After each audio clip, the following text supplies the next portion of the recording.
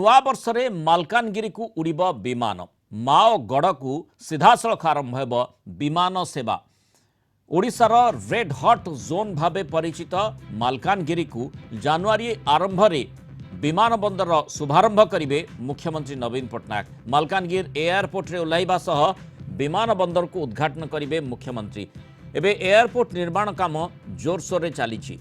2019 निर्वाचन पूर्व गुरुप्रिया सेतुर उद्घाटन मालकानगिरी स्वाभिमान अंचल विकास यात्रा रे नुआ फर्द जोड़ीथिला और एबे विमान सेवा लालगढ़ रे जोगाजोग क्षेत्र में द्वितीय माइल खुंट हेब। सीधासलख विमान सेवा मालकानगिरी जिलार अर्थनैतिक पर्यटन विकास सह सुरक्षाकर्मी जा आस अधिक सुगम हेब। अधिक सूचना देवाई Kalinga TV senior correspondent Pritikant Nayak आम सहित जोड़ी। प्रीतिकांत, जो भाव में बड़ घोषणा निश्चय जो भाई आम देखुचे जे ओडिशार विभिन्न अंचल को विमान सेवा रही तारी भितर स्वाभिमान अंचल जहाँ गोटे बड़ माइल खुंट सृष्टि करथिला, वर्तमान मालकानगिरी को विमान सेवा आउ गोटे विराट माइल खुंट निश्चय कर। देखो 2019 निर्वाचन पूर्व मालकानगिरी गस्तरे जाइथिले मुख्यमंत्री आ गुरुप्रिया सेतु को उद्घाटन करथिले, मालकानगिरी वासी लोकार्पण करथिले।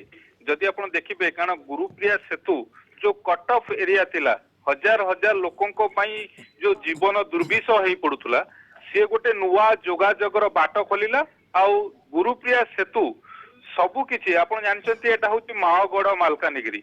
आउ एबे सेई माओगड़ को विमान उड़ीबो एक कथा आज जदि आपण देखिबे कारण जानुआरी मासरे मुख्यमंत्री सेठी जिबे आउ ये जो विमान जो उड़ान रो शुभारंभ करिवे ये गोटे बड़ डेवलपमेंट एइथि पई कारण आपण जानिचंती किछि वर्ष पूर्व मालकानगिरी गोटे माओगड़ भाव में जनाशुना थिला आउ सेठी की कम्युनिकेशन सबुठु समस्या थिला।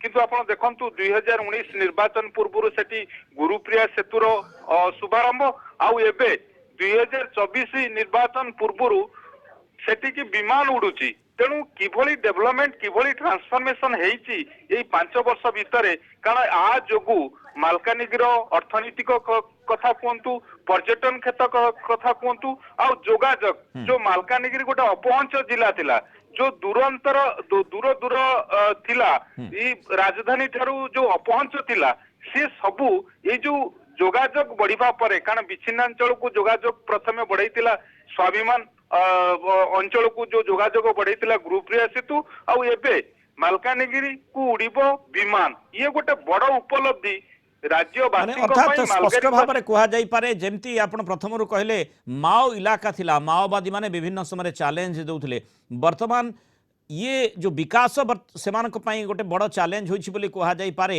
आ साधारण लोकंक पई बाट सुगम होउछि किभली जोगाजोग व्यवस्था उन्नत हो पारुछि सेमाने मालकानगिरी सीधासलख विमान रे उड़ी आसी पारिबे मालकानगिरी को मध्य विमान रे उड़ी जाई पारिबे। गोटे स्वाभिमान अंचल जहाँ आपण सूचना दउथिले 2019 निर्वाचन पूर्व जो भली गुरुप्रिया सेतु संपर्क में जो बड़ घोषणा रही जो भली उद्घाटन आम देखी वर्तमान आउ गोटे बड़ उद्घाटन यही वर्ष माने 2024 आरंभ देखा जाउछि ओडिशा। तो निश्चय विकासर धारा को आग को बढ़ाइबारे सरकार जो प्रयास रही तार निदर्शन बोली जना पड़ुछि। बहुत धन्यवाद प्रीतिकांत नायक आलोचना अवस्था रही।